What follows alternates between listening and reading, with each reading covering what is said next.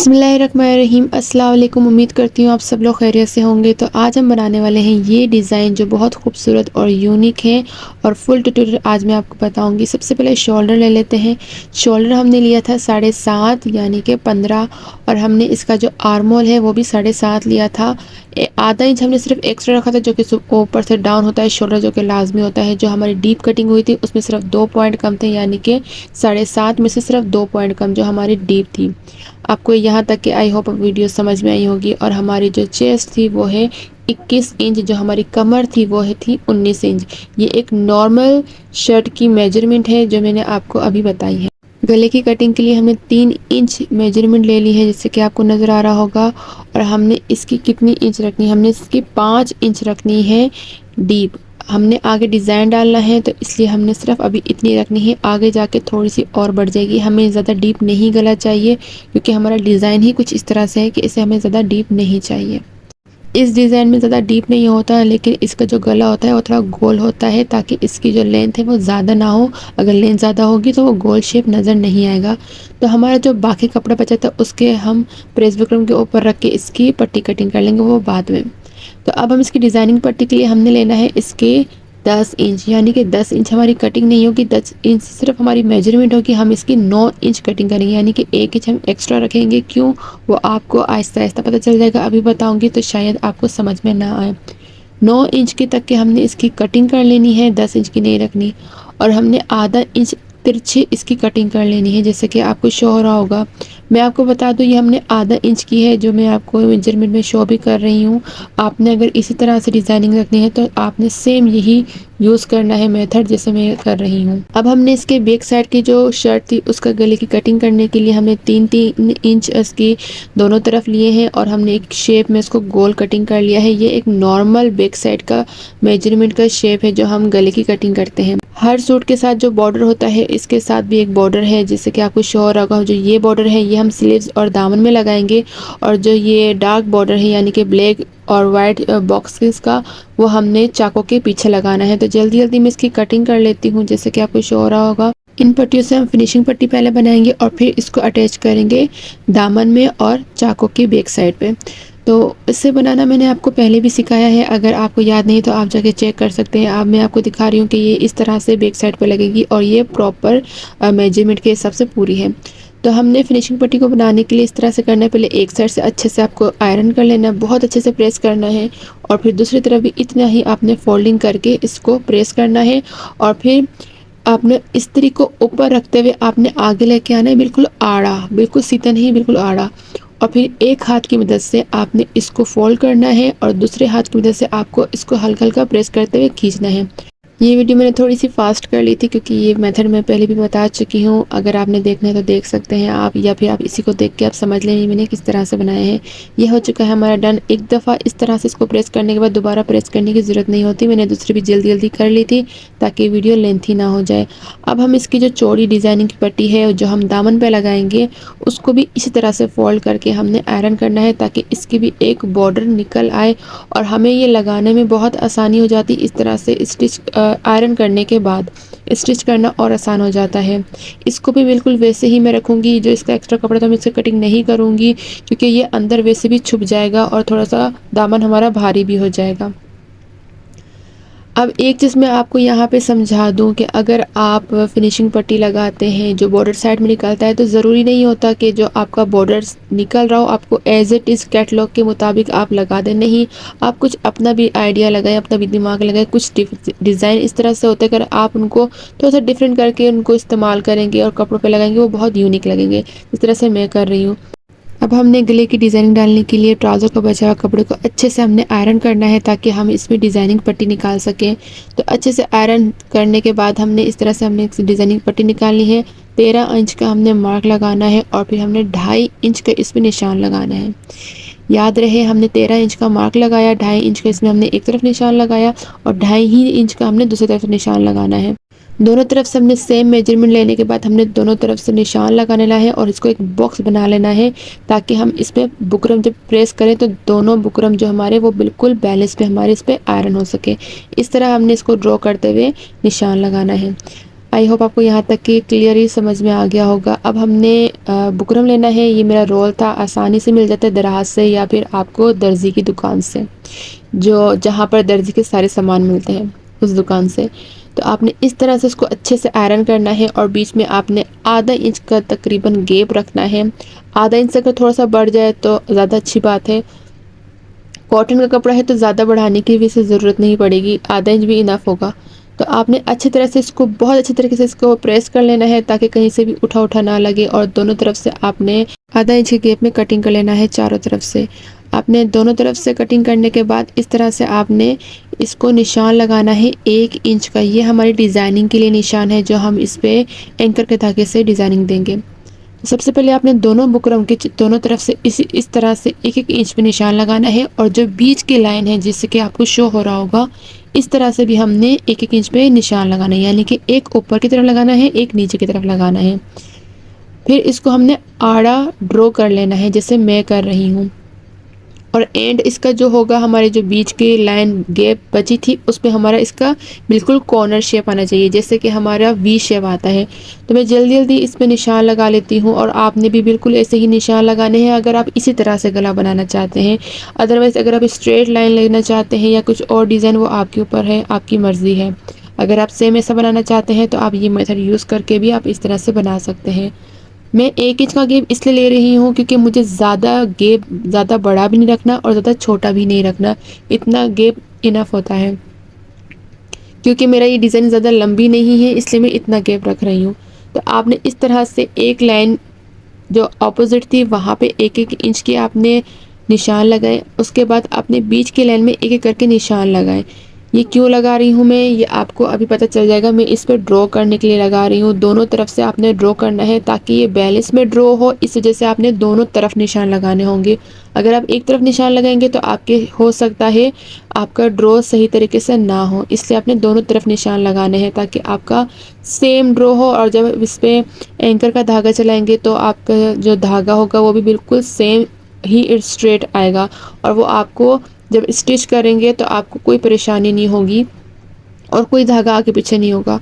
तो अब मैं जल्दी जल्दी इस पे एंकर का धागा भर लेती हूँ क्योंकि अगर मैं मशीन से भरूंगी तो फिर वो बहुत मोटा धागा है तो फिर बहुत मुश्किल होती है, तो इसलिए मैं हाथ से जल्दी जल्दी भर लेती हूँ। तो मैंने वीडियो थोड़ी फास्ट कर ली थी और जल्दी से भर लिया था। और यहाँ एक चीज़ मैं आपको क्लियर कर दूँ कि आप जब एंकर का धागा लगा रहे हो तो इसका लूज़ होना ज़्यादा ज़रूरी है। ज़्यादा टाइट होगा तो आपका एंकर का धागा नहीं लगेगा, आपकी सिलाई सही नहीं आएगी।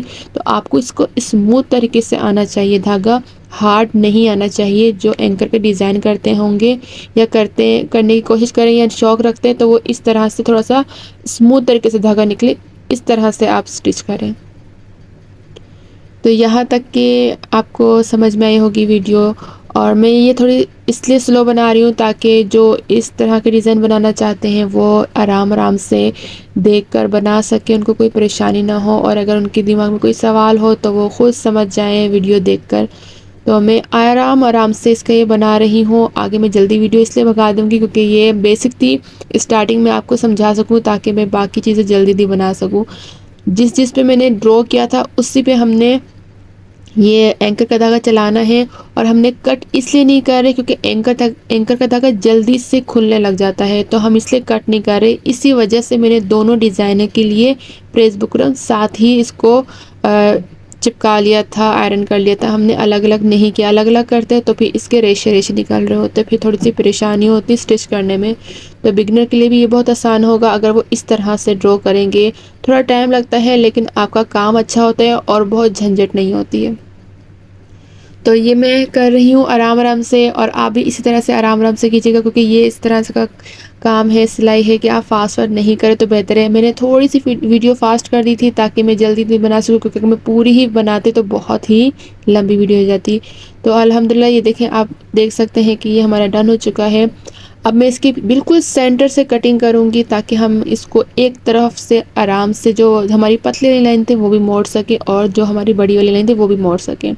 अब हम इसको इस तरह से आयरन करेंगे कि ये पूरा मुड़ जाएगा और रेशे तक के नहीं निकलेंगे, क्योंकि हमने एक सिंगल सिलाई कर ली थी और हमने जल्दी से मोड़ना है, इसको आयरन करना है ताकि इसका जो धागा है वो निकल ना जाए, क्योंकि ये जो रेशम का धागा है वो निकल जाता है आराम से। इसको मैं जल्दी से आयरन करके आपको बताती हूँ कि मैंने किस तरह से इसको सेट किया। आप देख सकते हैं मैंने आयरन कर लिया है जल्दी से। अपने दोनों तरफ से इस तरह से फोल्ड करते हुए टाइट से आयरन करना है और बिल्कुल माइनस सा फ़र्क होना चाहिए। आपका जो बैक वाला कपड़ा वो थोड़ा सा बाहर की तरफ होना चाहिए और जिस पे सिलाई करेंगे वो थोड़ा अंदर की तरफ, ताकि आपकी बैक साइड पे भी सेम सिलाई हो जाए जब आप सिंगल सिलाई करेंगे। आपने दोनों पट्टियों को इसी तरह से आयरन करना है कि वो दोनों तरफ से हल्की हल्की आगे से कम हो और बैक साइड से थोड़ी सी ज़्यादा हो, ताकि जब आप सिलाई करें तो आपको कोई परेशानी ना हो स्टिच करने के दौरान। ये मैंने 2 इंच का बटन पट्टी बना ली थी। बटन पट्टी नहीं, आपकी इसकी बैक साइड की पट्टी होगी जो इसको ज्वाइन करेगी। इसमें कोई बटन नहीं होंगे, ये बटन पट्टी नहीं है, सिर्फ बैक साइड पे ज्वाइन करने के लिए मैंने इसकी ये पट्टी बनाई है, जो कि बहुत आसान है। अब हमने इसको स्टिच करना है, लेकिन मैंने इसको मिलाकर देखना है। अगर ये नहीं हो रहा तो हम थोड़ा सा ऊपर कर लेंगे, क्योंकि मैंने आपको पहले भी बताया था कि मैंने एक्स्ट्रा कपड़ा लिया था डिज़ाइनिंग के लिए, ताकि जब हम डिज़ाइनिंग करें तो हमें कोई परेशानी पेश ना हो। अब ये मैंने दोनों मिलाकर देखा है तो ये हमारा बिल्कुल सेम हो रहा है। तो हमने जितना इसकी फोल्डिंग थी इतना ही हमने कपड़ा अंदर करके इसकी स्टिच करनी है। हाफ नहीं रखना, हमने पूरा कपड़ा रखना है, क्योंकि हमने इसकी जो गले की कटिंग की थी वो प्रॉपर पूरी गोल की थी। तो अब हमने इसको बिल्कुल सेंटर में बीच में रख कर, बैक साइड पे रखकर हमने इसकी स्टिच करनी है साथ ही, यानी कि एक ही सिलाई पे आपने ये दोनों स्टिच करने हैं। डिज़ाइनिंग पट्टी और ये बैक साइड की पट्टी दोनों एक साथ ही स्टिच होंगे।